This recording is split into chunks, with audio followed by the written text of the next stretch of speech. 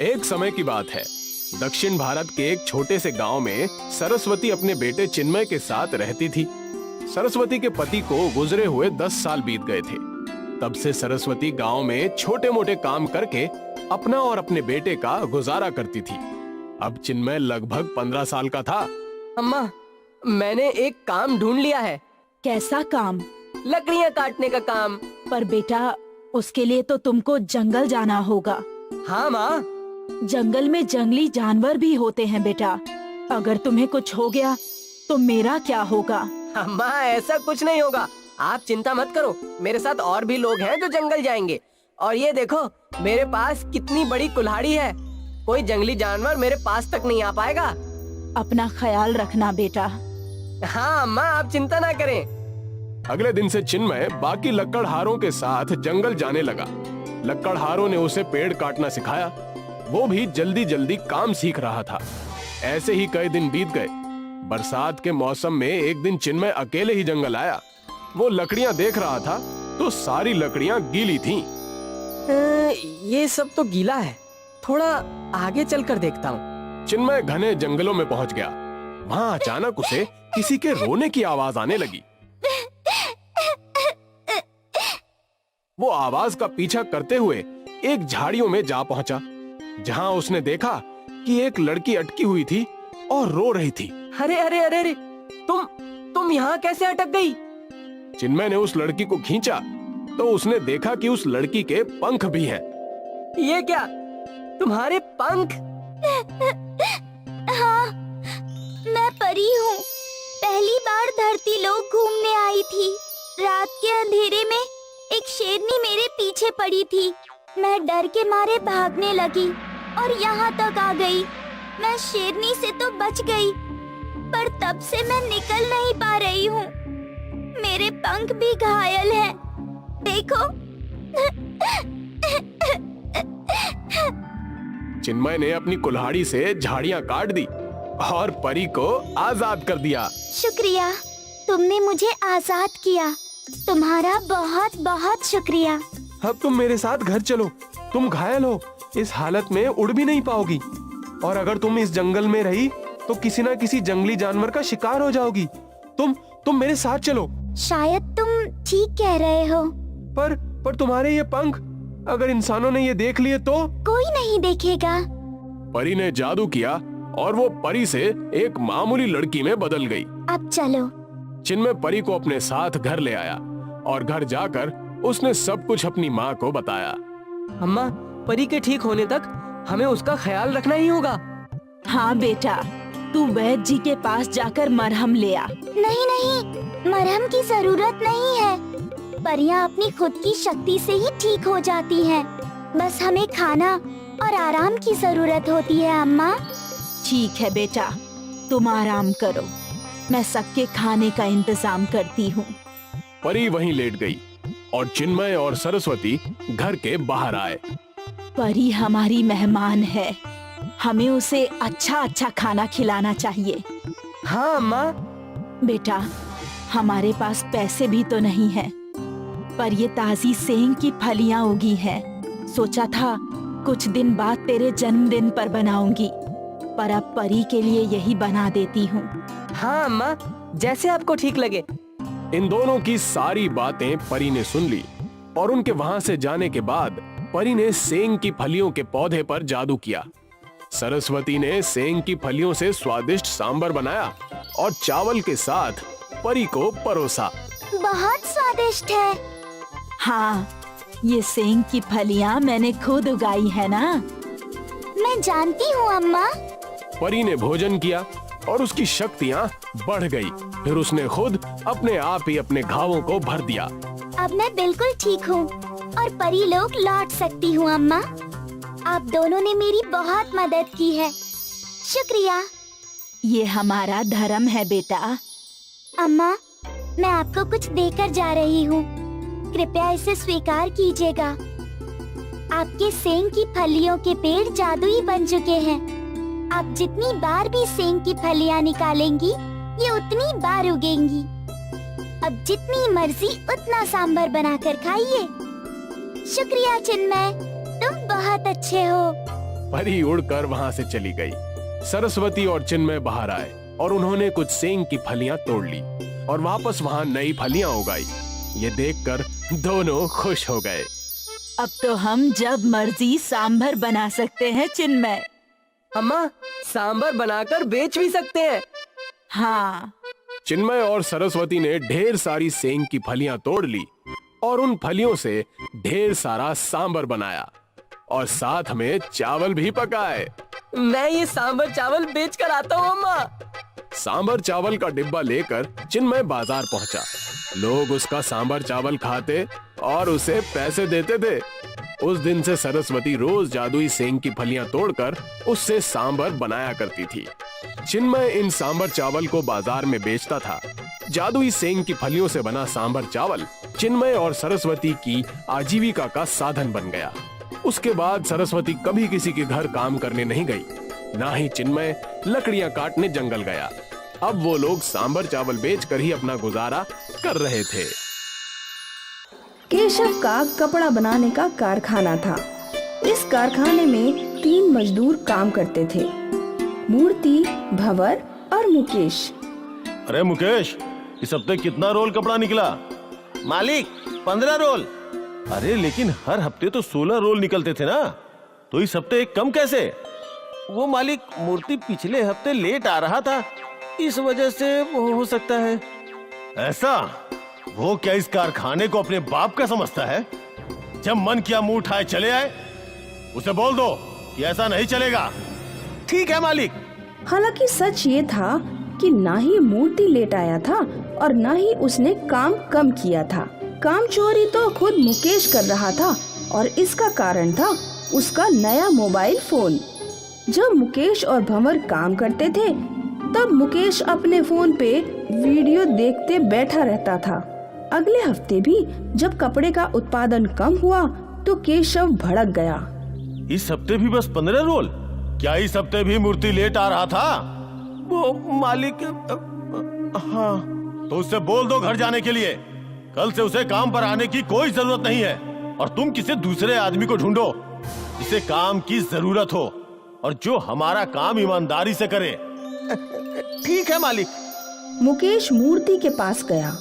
मूर्ति, मालिक ने तुझे काम से निकाल दिया है। अय्यो, पर ऐसा क्यों? मुझसे ऐसी क्या गलती हो गई जी? गलती नहीं हुई, बस अब काम घटने वाला है तो मालिक ने लोग भी कम कर दिए। मैंने बहुत कोशिश की उन्हें समझाने की, पर उन्होंने मेरी एक नहीं सुनी। पर तुम डरो मत, मैं तुझे कहीं और नौकरी दिला दूंगा। मूर्ति चिंतित हो गया। अब उसके परिवार का क्या होगा? अचानक नौकरी जाने से उसके सर पर दुखों का पहाड़ टूट पड़ा था। मूर्ति घर लौटा। कल आपके डिब्बे में डोसा देने वाली हूँ जी। आपके दोस्तों को मेरे बनाए हुए डोसे बहुत पसंद है ना? अय्यो, अब डब्बे की कोई जरूरत नहीं जी। क्या मतलब जी? मतलब ये है कि मुझे काम से निकाल दिया है। अय्यो, पर क्यों जी? मालिक को लोग कम करने थे, इसलिए मुझे निकाल दिया। अय्यो, अब क्या होगा? अय्यो, मुकेश भाई ने बोला है कि वो कहीं और नौकरी ढूंढने में मेरी मदद करेगा जी। अब देखते हैं। आपको जल्दी दूसरी नौकरी मिल जानी चाहिए जी, वरना नंदिनी की स्कूल की फीस कैसे भरेंगे? पुष्पा और मूर्ति दोनों उदास थे। घर का खर्च, बच्ची की स्कूल की फीस, ये सब वो कैसे भरेंगे, यही चिंता उन्हें सताए जा रही थी। अगले दिन मूर्ति कई जगह गया काम की तलाश में, पर कहीं भी उसे काम नहीं मिला। उसके हाथ केवल निराशा ही लग रही थी। अगले कुछ दिनों तक यही सिलसिला चलता रहा। वो कई कारखानों में भी गया पर कोई फायदा नहीं।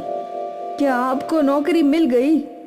अरे नहीं जी, हर जगह वही मारामारी है, कहीं भी कोई काम नहीं है जी।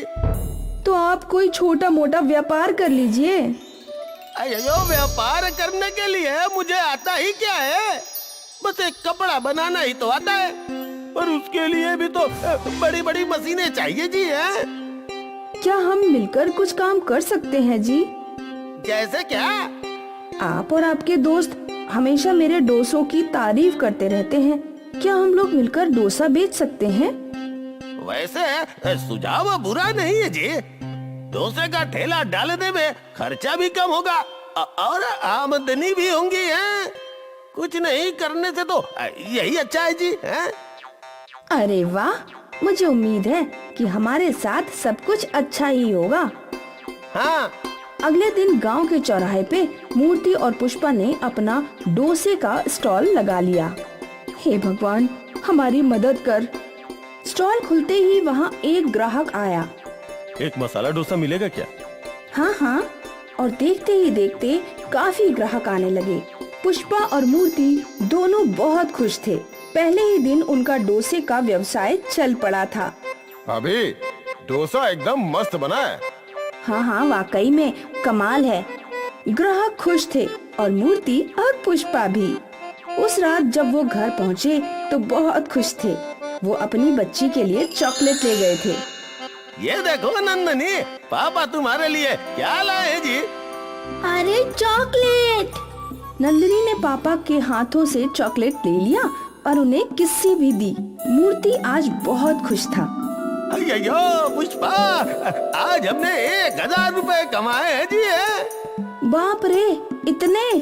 अब रोज मूर्ति नोट गिना करता था। जल्द ही उनकी गरीबी दूर होने वाली थी। अगले दिन जब मूर्ति और पुष्पा ग्राहकों को डोसा दे रहे थे, तभी गांव का रईस सेठ लालचंद उनके डोसे के ठेले पर पहुंचा। अरे रे सेठ जी, आप यहाँ? हाँ, तुझसे एक काम था। अगले हफ्ते मेरी बेटी की शादी है। पूरे गांव को बुलवाया है। क्या तू इतने सारे मेहमानों के लिए डोसा बना पाएगा? लेकिन याद रखना, मेरा कोई भी मेहमान बिना डोसा खाए वापस लौटना नहीं चाहिए। लगभग 1000 लोग तो होंगे ही और सबको तेरा स्पेशल मसाला डोसा ही पसंद आएगा। याद रहे, लड़के वालों के सामने मेरी नाक ना कटे। ठीक है सेठ जी हैं? एक मसाला डोसा के 20 रुपए तो लगभग 1000 के हुए 20,000 रुपए। सेठ लालचंद ने मूर्ति को 10,000 रुपए दे दिए। ये 10,000 एडवांस है और 10,000 शादी के बाद ले लेना। ठीक है जी सेठ जी। सेठ जी के वहाँ से चले जाने के बाद 1000 मसाला डोसे मैं कैसे बनाऊंगी? अयो, लगता है हमें और लोगों को रख लेना चाहिए जी। पर फिर भी 1000 मसाला डोसा बनाना कोई मजाक का काम नहीं है, वो भी शादी के लिए। सोचो, कोई ऊंच नीच हो गई तो? शादी में अभी 1 हफ्ता है, हम कुछ ना कुछ सोच ही लेंगे। एक दिन के हमें 20,000 रुपए मिल रहे हैं, वो सोचो। मूर्ति और पुष्पा दोनों तरीके ढूंढने लगे जिससे वो लोग 1000 डोसे कुछ ही घंटों में बना सकें। सोते वक्त भी वो दोनों वही सोच रहे थे। अगर हम लोग 10 डोसा बनाने वाले रखे तो? तब भी एक बंदा 1 घंटे में बस 40 डोसे ही बना पाएगा। हाँ वो भी है, कुछ और है सोचता हूँ जी। अब सेठ की बेटी की शादी में बस 1 दिन बचा था।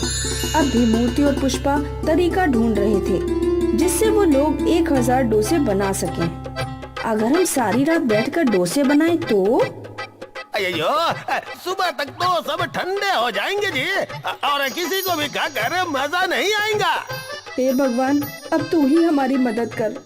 और तभी उनके सामने तेज प्रकाश के साथ भगवान जी खुद प्रकट हुए। हे प्रभु, आपके साक्षात दर्शन करके हमारा जीवन सफल हो गया। मूर्ति, पुष्पा, मेरे पास तुम्हारी समस्या का समाधान है। ये जादुई मसाला डोसा, इसे शादी में ले जाओ और 1000 डोसे बनाने का आदेश दो। मिनटों में ये 1000 डोसे तैयार हो जाएंगे। धन्यवाद भगवान जी। मूर्ति और पुष्पा दोनों ने भगवान जी के सामने माथा टेका और भगवान जी अदृश्य हो गए। मूर्ति के हाथ में वो जादुई डोसा था। अगले दिन मूर्ति और पुष्पा मंडप में पहुँचे और उन लोगों ने अपना चूल्हा जलाया। और फिर जब मेहमान आना शुरू हुए तो मूर्ति ने जादुई डोसा बाहर निकाला। दोनों पति पत्नी ने हाथ जोड़े। ये जादुई डोसे हमारी मदद कर हमें 1000 मसाला डोसे दे दे। और कुछ ही पलों में उसके सामने 1000 मसाला डोसे थे। जैसे जैसे मेहमान आते जा रहे थे वैसे वैसे मूर्ति और पुष्पा उनके हाथों में मसाला डोसा थमा रहे थे। अरे वाह, ये तो बिल्कुल गरम है। और बहुत ही स्वादिष्ट भी। मेहमानों ने मसाले डोसे की बहुत तारीफ की और सेठ लालचंद भी बहुत खुश हुआ। शादी के बाद सेठ लालचंद मूर्ति और पुष्पा के पास पहुंचा। तुम दोनों ने बहुत बढ़िया काम किया।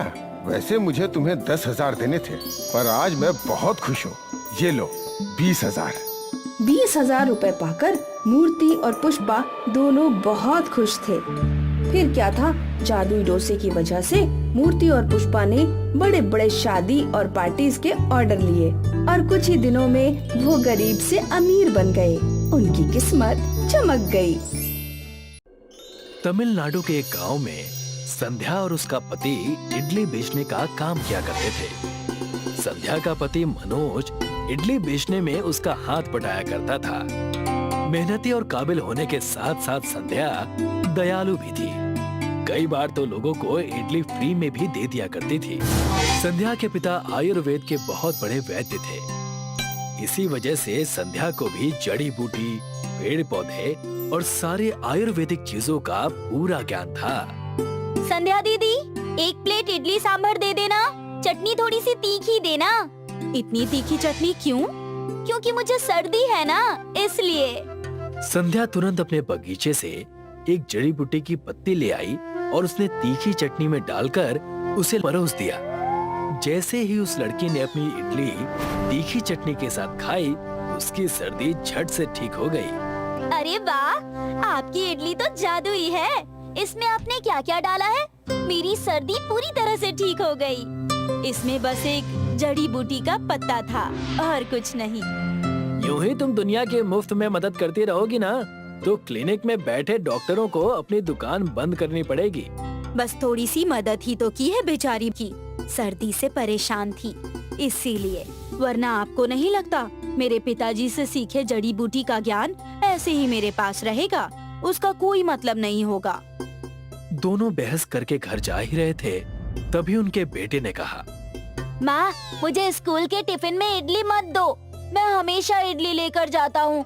मुझे मेरे सारे दोस्त चिढ़ाते हैं। तुम्हारे बाकी सारे दोस्त टिफिन में क्या लेकर आते हैं बेटा? मेरे दोस्त सैंडविच और ब्रेड जैम लेकर आते हैं। तो एक काम करना, कल से तुम इडली सैंडविच लेकर जाना। तुम खुद भी खाना और अपने दोस्तों से भी शेयर करना। हुर्रे! मैं कल से इडली सैंडविच लेकर जाऊंगा। टोनी के जाते ही मनोज संध्या से पूछता है, वैसे भाग्यवान, इडली सैंडविच क्या होता है? ये तो बस मैंने यूं ही कह दिया। कल इडली ही दूंगी, बस कुछ पत्तियां डालकर। तुम भी ना कमाल करती हो। अगले दिन से संध्या फिर से अपनी इडली की दुकान खोल देती है। अच्छी ग्राहकी चल रही थी कि तभी मनोज उसके पास आया। संध्या, जल्दी से दुकान बंद कर दो, हमें यहाँ से निकलना चाहिए। शहर में बहुत बुरी एक बीमारी फैली है और धीरे धीरे गांव की तरफ आ रही है, और सरकार ने भी सारी दुकानें और व्यापार बंद करके अपने अपने घर में रहने की सलाह दी है। ये अचानक कैसे हो गया? टोनी को मैंने अभी अभी स्कूल में छोड़ा। जाकर उसे लेकर आओ। सब अपने अपने घरों में कैद हैं और तुमने स्कूल भेजा हुआ है। मनोज की बात सुनकर हड़बड़ाकर संध्या अपने बच्चे टोनी को स्कूल लेने जा रही थी कि स्कूल की गाड़ी उनके घर के पास आ गई। चलो घर चलो बेटा। संध्या मनोज और टोनी के साथ घर चली जाती है और बचे हुए पैसे का राशन और कई सारी दूसरी चीजें, इडली का आटा और थोड़े से चावल दाल लेकर जैसे तैसे घर पहुंचती है। हमारे पास बस थोड़े ही बचे हुए राशन है।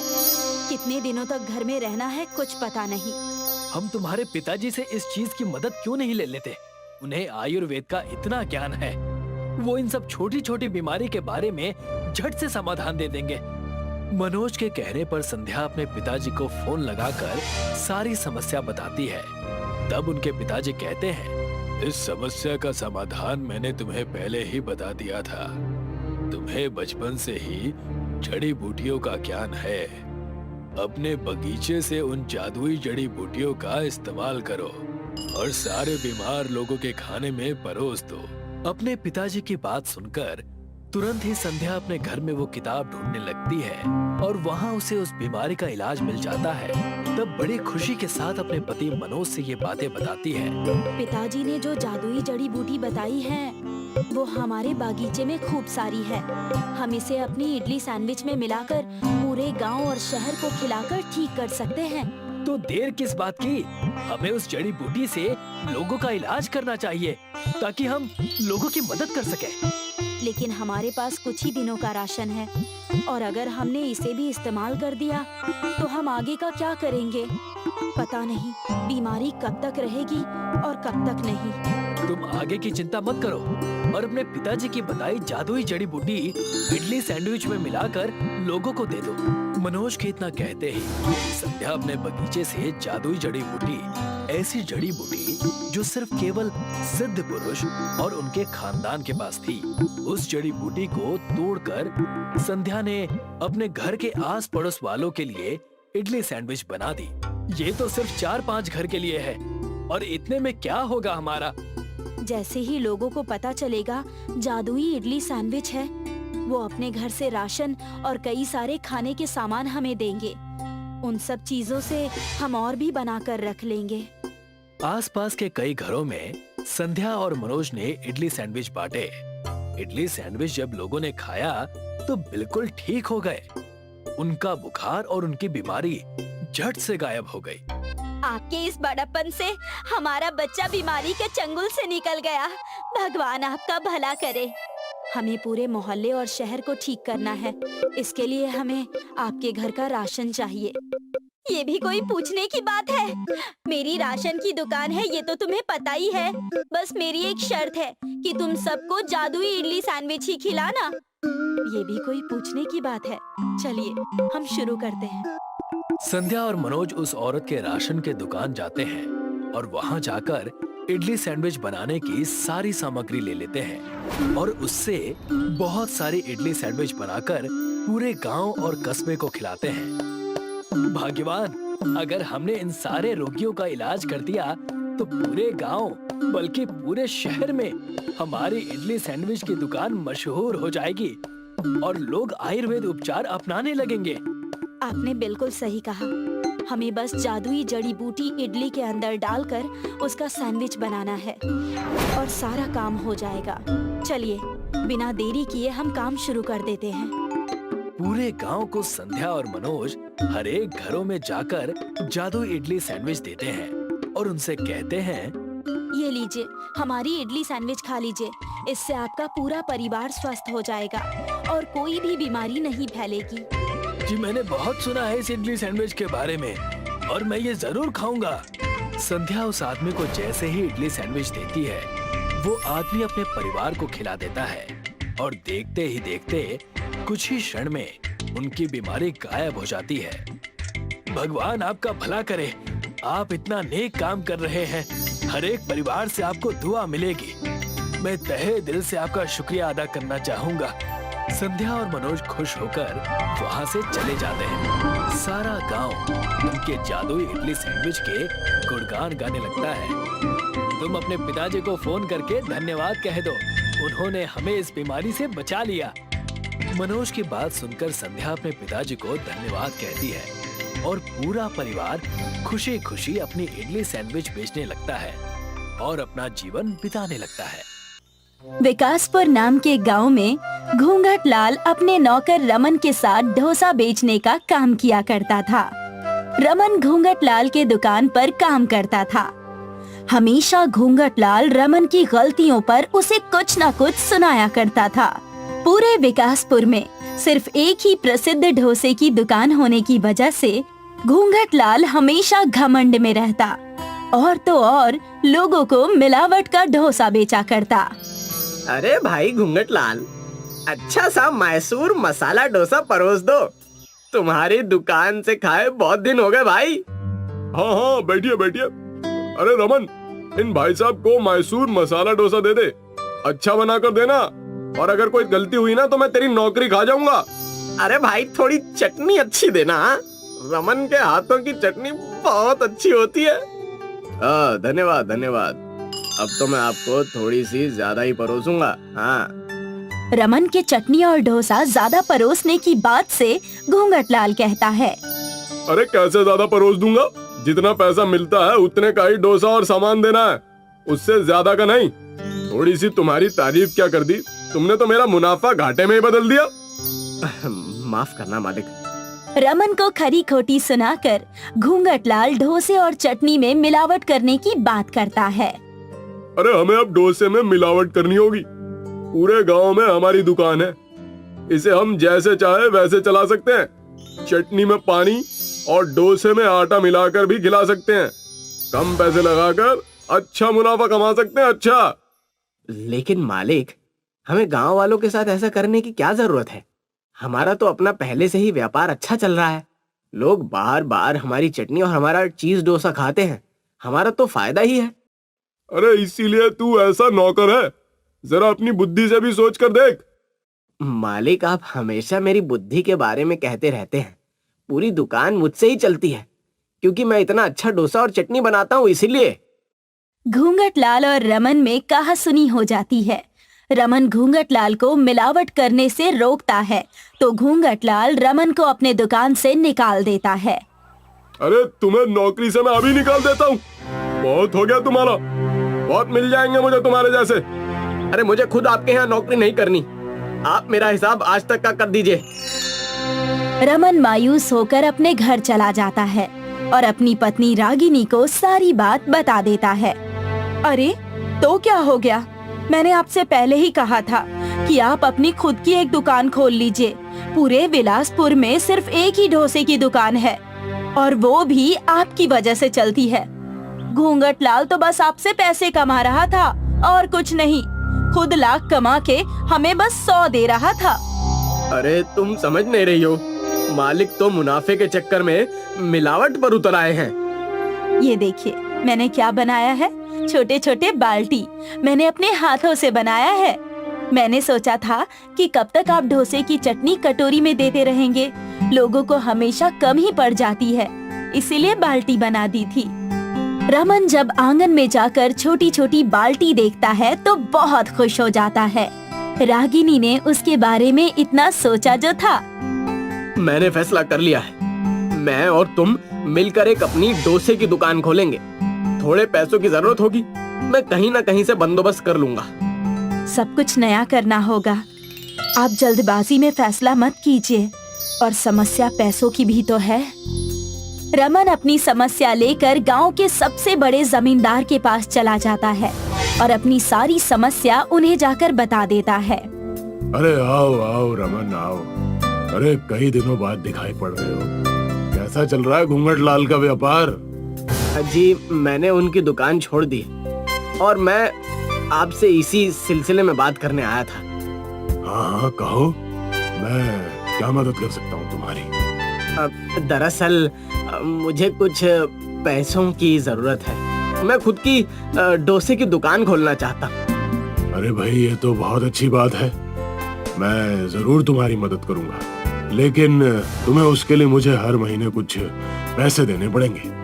जब तक सारे पैसे तुम लौटा नहीं देते तब तक। रमन जमींदार की सारी शर्तें मानकर उनका कहना मान जाता है और वहाँ से कुछ पैसे लेकर वो अपनी खुद की दुकान शुरू कर देता है। आज हमारे दुकान का पहला दिन है, मुझे तो घबराहट हो रही है कि सब कुछ कैसे होगा। अरे हमारा सब अच्छा ही होगा, हमने सबका अच्छा किया है, हमारा कोई कुछ नहीं बिगाड़ पाएगा। विकासपुर के लोगों को जब पता चला कि रमन ने अपनी खुद की दुकान खोल ली है, तो सारे घूंघटलाल के ग्राहक रमन की तरफ आने लगे, और तो और पहले ही दिन बहुत अच्छी कमाई हुई। लोगों की भीड़ देखकर रमन के चेहरे की रौनक ही बढ़ गई। अरे रमन भैया चटनी दो यार, हमेशा कम देते हो। जी जी अभी दे रहा हूँ। रागिनी जो बाल्टी तुमने आंगन में रखी थी ना, उसे लेकर आ जाओ, सारी की सारी। लोगों को रमन की डोसे और चटनी इतनी पसंद आती कि वो लोग दोबारा ले लेकर खाते थे। रमन ने तरकीब लगाई, रागिनी के बनाए हुए छोटे छोटे बाल्टियों में चटनी देना शुरू कर दिया, जिससे लोगों के पास एक बार में ही अच्छी खासी चटनी आ जाती और वो अपना चीजी बाल्टी डोसा खूब एंजॉय करते। घूंघट लाल ने अपने दुकान पर गांव के ही एक आदमी को काम पर रख लिया और उसे ही मिलावट का डोसा और चटनी बेचने को कहता। अरे एक तो हमारा मुनाफा पहले से ही बहुत कम हो गया और तुम हो कि धीरे धीरे हाथ चला रहे हो। जल्दी जल्दी काम करो। अरे कोई दुकान पर आता तो है नहीं, पूरा विकासपुर रमन के हाथ से चीज बाल्टी डोसा खाने लगा है। अरे तुम भी कुछ ऐसा ही आविष्कार करो जिससे हमारी दुकान फिर से चलने लगे। कई कोशिशों के बाद भी घूंघट लाल की दुकान नहीं चलती और एक दिन मिलावट का डोसा खाने की वजह से विकासपुर के जमींदार के बेटे की तबीयत खराब हो जाती है। जो डोसा उसने घूंघट लाल के यहाँ खाया होता है। जमींदार हड़बड़ी में अपने घर जाता है और वहाँ जाकर अपने बेटे को बेड पर तड़पता देखता है। अरे अरे अरे ये सब क्या हो रहा है? तुम्हें क्या हो गया बेटा? मैंने कुछ ही देर पहले घूंघट लाल के यहाँ का डोसा खाया था। मैंने सोचा कि कोई उनके दुकान पर नहीं जाता है तो मैं चला गया। मैंने गलती कर दी। डॉक्टर अंकल को बुलाओ। अपने बेटे की गंभीर हालत देखकर जमींदार घूंघट लाल के दुकान पर जा पहुंचता है और उससे जाकर गुस्से में कहता है, तुम्हारी खैर नहीं, आज या तो तुम रहोगे या मैं। तुम्हारा डोसा खाने के बाद मेरा बच्चा बीमार पड़ गया, तुम्हें तो मैं पुलिस के हवाले कर दूंगा। अरे मुझे माफ कर दीजिए जनाब, बड़ी भूल हो गई, मुझे माफ कर दीजिए। मिलावट और सस्ता सामान अब मैं कहीं नहीं बेचूंगा। ये सारी चीजें तुम पुलिस को जाकर बताना। अब चलो मेरे साथ। जमींदार घूंघट लाल को पुलिस के हवाले कर देता है। वहीं कुछ ही महीनों बाद रमन सारे पैसे जमींदार को लौटा देता है और उनके बेटे को आराम करने की सलाह देता है। खुशी के कारण रमन पूरे घर के लिए चीजी बाल्टी डोसा लेकर जाता है और जमींदार ने जो उसकी मदद की थी उसका शुक्रिया अदा करता है। रागिनी और रमन का व्यापार बहुत तेजी से चलने लगता है और वहीं घूंघट लाल को उसके लालच की सजा मिल जाती है।